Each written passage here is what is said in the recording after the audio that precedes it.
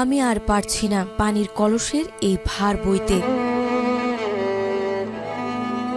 ৬০ বছর বয়সে এসেও জীবন বাঁচাতে ১.৫ টাকায় এক কলস পানি বিক্রি করে বুক ভাঙা আর্তনাতে চোখের পানি মুছতে মুছতে জীবনের করুণ পরিণতির কথা জানান অসহায় বৃদ্ধা। আমার থাকার মতন কোনো স্থান নাই। আমি বাবা বাড়ি পাইছি ৮ কাঠা জমি, তার মধ্যে আমার ঘর নাই।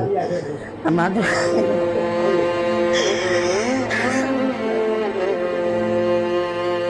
বরগুনা সদর উপজেলার বদরখালী ইউনিয়নে ফুলঝুরি বাজারে প্রায় ৫ দশক ধরে বেঁচে থাকার সংগ্রাম চালিয়ে যাচ্ছেন অসহায় বৃদ্ধা নারী মধু বেগম। স্বামীর মৃত্যুর পর থেকে আজ অবধি জীবন জীবিকার একমাত্র অবলম্বন হয়ে উঠেছে কলস ভর্তি পানি বিক্রি।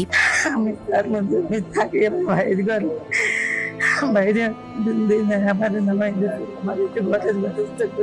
৩ সন্তানের জননী এই নারী প্রতিদিন ভ্যানে করে আনেন ২০টি পানির কলসি, পৌঁছে দেন বাজারের হোটেল রেস্তোরাঁয়। প্রতিটি ভ্যানের বিনিময়ে মধু বেগম পান মাত্র ৩০ টাকা। সারাদিনে এভাবেই ১৫০ টাকা থেকে ২০০ টাকা আয়েই চলে তার সংসার। ৩ সন্তানের জননী হলেও কোনো সন্তানই নেয় না তার খোঁজ। আমি পানি কলসে আনা টানতে পারতে আছি না। কষ্টের কোনো সীমা নাই। উনি আমার দোকানেই পানি দিতে, ওনার মায়ের যেকালে দিয়েছে সেকালে উনি ৪০ বছর উপরে। উনি যে গাড়ি করিয়া পানি দেয়, কত কষ্ট করে, অথচ ওনার কোনো পরিবর্তন দেখি না। মধু বেগমের মাও এই বাজারে পানি বিক্রি করতেন, তার সঙ্গেই কাজ শুরু করেন তিনি। আজ ৬০ বছর বয়সেও পানি টেনেই চালাচ্ছেন সংসার। বয়স বাড়াই এখন আর আগের মতো শক্তি নেই। ভরা কলসি ওঠাতে গায়ে চাপ পড়ে, হাঁপিয়ে ওঠেন পথ চলতে চলতে, তবুও থামতে পারেন না, কারণ এই আয় বন্ধ হলে ক্ষুধায় কষ্টে দিন কাটাতে হবে তাকে। আমি ফুলঝুরি বাজারে বন্দরে আমার মার সাথে হইতে পানি দেওয়া দিচ্ছি। আমার বয়স ৬০ বছর হয়ে গেছে। আমার শক্তিটুকু লইতে পারতেছি না, আমার হাতও ভাঙে গেছে একটা।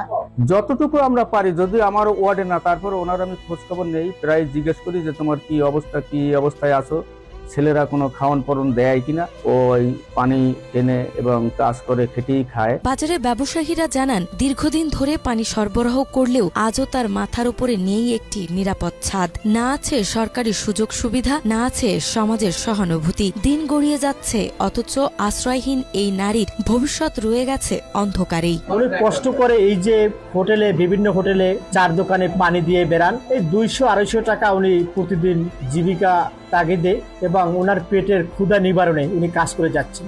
সবাই তাকান, বাংলাদেশে যারা গুরুত্বপূর্ণ দায়িত্বে আছেন ওনার দিকে একটু দেখেন। চোখের কোণে পানি নিয়ে নীরব আর্তনাতে মধু বেগমেরও প্রত্যাশা, শেষ বয়সে সরকারের মানবিক সহায়তা পেলে অন্তত কিছুটা স্বস্তির মুখ দেখতে পারবেন তিনি। সরকার কাছে দাবি করি আমার একটু